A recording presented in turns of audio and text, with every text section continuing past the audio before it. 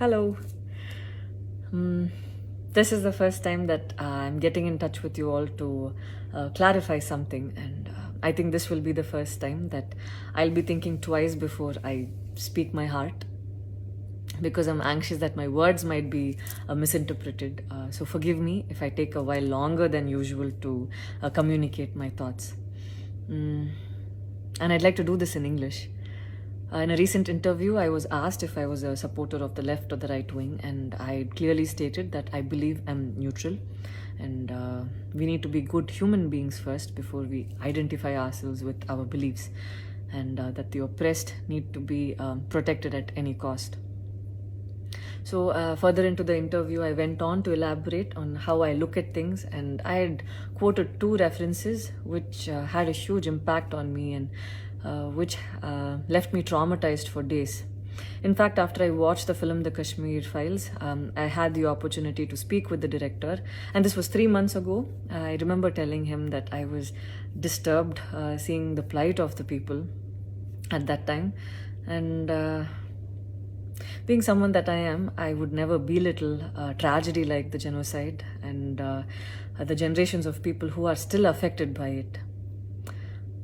Having said that, I can never come to terms with the mob lynching incident that had taken place during our COVID times, because I remember seeing that video and being shaken for days. I believe that violence in any form is wrong, and violence in the name of any religion is a huge sin. So this is all that I intended to say, and that's all. But it was very disturbing to see that many people online justified the mob lynching incident, and I don't think any of us have the right to take another person's life. Being a medical graduate, I believe that all lives are equal and all lives are important. And I hope a day doesn't come when a child is born and he or she is scared of his or her identity. And I pray that we're not heading towards that, at least. 14 years of my life, my school life, I remember every day going to school and chanting, "All Indians are my brothers and sisters. I love my country and I'm proud of its rich and varied heritage." So maybe it went so deep into my head. And we as children would never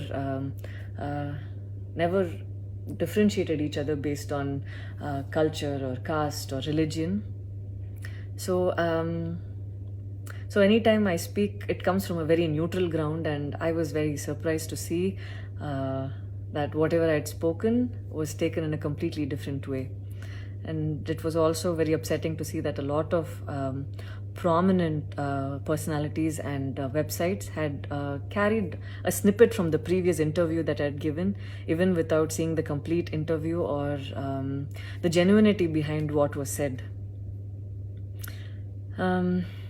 I would like to take this opportunity to thank the people who stood by me the last few days, because I remember feeling so alone and conflicted, wondering what I did wrong. And it was heartwarming to see that a lot of people raised their voice in support of me, and I felt like they knew me for who I am. So thank you so much for making me feel like I wasn't alone. So I wish you all happiness, peace, and love. Thank you so much.